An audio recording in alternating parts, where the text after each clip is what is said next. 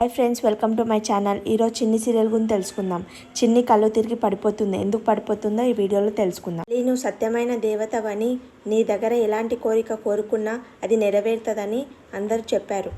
నాకున్నది ఒకే ఒక కోరిక, నా భార్య బిడ్డలు నన్ను కలుసుకోవాలి.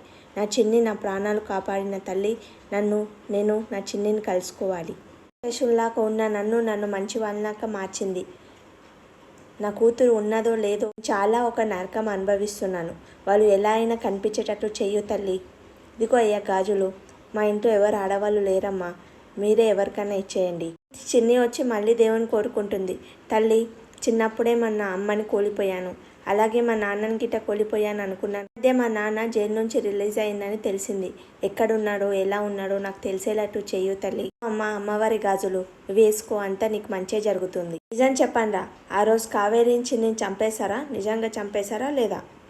దేవ వచ్చి రౌడీలను బాగా కొడితే వాళ్ళు అంటారు నిజంగా చిన్నిని చంపారా లేదా అని. అంటే వాళ్ళు ఏమంటారంటే లేదన్నా, లేదు, ఓన్లీ కావేరిని మాత్రమే చంపాము, తర్వాత చిన్నిని చంపలేదన్నా, చిన్ని తప్పించుకొని వెళ్ళిపోయింది. ఆ రోజు తప్పించుకొని వెళ్ళిపోయిందని నీకు చెప్తే మీరు మమ్మల్ని చంపేస్తారని మేము అబద్ధం చెప్పాం సార్ అని ఆ రౌడీలు దేవాకు చెప్తారు. అంటాడు, అప్పుడే ఈ విషయం మీరు చెప్పింటే దాన్ని వెతికి నేను చంపేస్తుంటే కదరా, ఎందుకు చెప్పలేరు అని ఆ రౌడీలను బాగా కొడతాడు. నాగవల్లి వచ్చేసి వదిలేసే బావా, వాళ్ళు చచ్చిపోయేలా ఉన్నారు అనట. దేవ వచ్చేసి ఏంటి నాగవల్లి ఇలా జరిగింది, ఆ చిన్ని చనిపోయిందని అనుకున్నాము, అందుకే మహిని వదిలేసాము, కానీ ఇప్పుడు చూడు ఎలా అయిందో. ఇప్పుడు అన్ని ఇన్ఫ్లుయెన్స్లు పెట్టి ఆ చిన్ని ఎక్కడుందో వెతికించాలి, వాళ్ళ అమ్మ దగ్గరికి పంపించాలి. ఈ క్షణం నుంచి మనం అదే పనిలో ఉండాలి బావా. అది వచ్చేసి వాళ్ళ నాన్నని తలుచుకుంటూ, గతాన్ని తలుచుకుంటూ స్పృహ తప్పి కింద పడిపోతుంది స్కూటీ నుంచి. అందరు వచ్చి ఏమైంది మధు అని అడుగుతారు. వాళ్ళ అమ్మ వచ్చి మధుకి ఎలా ఉన్నావమ్మా అంటే ఏం పర్లేదమ్మా, బాగున్నాను. డాక్టర్ ఎలా ఉన్నాడు మా పాప అంటే బాగుంది. వేడివేడిగా పాలు ఇవ్వండి. సరే డాక్టర్. చండి, ఈ మందులు నువ్వు తీసుకురా. సరే డాక్టర్. అలా కింద పడిపోయావు? ఏం లేదు డాక్టర్, ఏదో ఆలోచించుకుంటా అలా కింద పడిపోయాను. సరే అమ్మా, ఇంకోసారి అలా ఆలోచించుకుంటా ఉండకు, ప్రధానంగా ఉండకు, సరేనా? సరే డాక్టర్. మీకు మధు గురించి ఒకటి చెప్పాలి.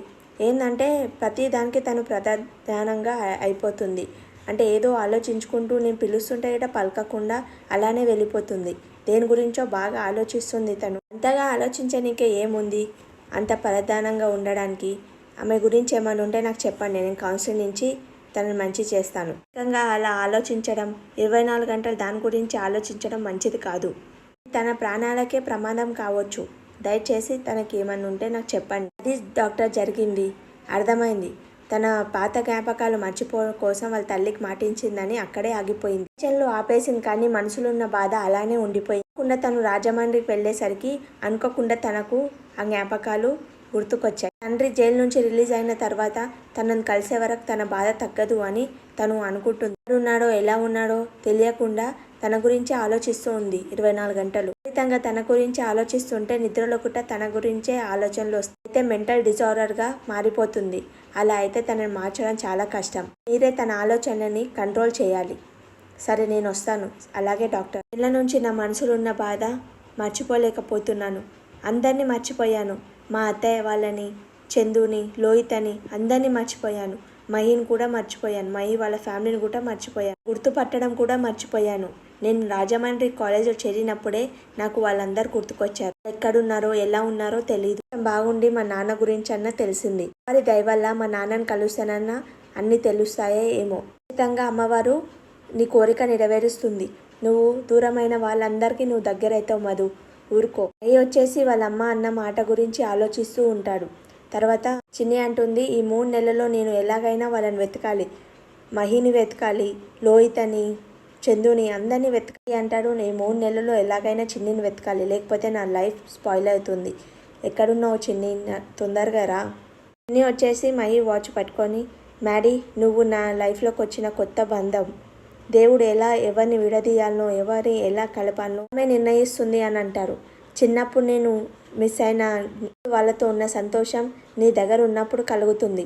జీవితంలో చాలా ముఖ్యమైన వారు నా నుంచి విడిపోయారు. నా నుంచి విడిపోవద్దు మ్యాడీ, ఎప్పటికీ విడిపోవద్దు.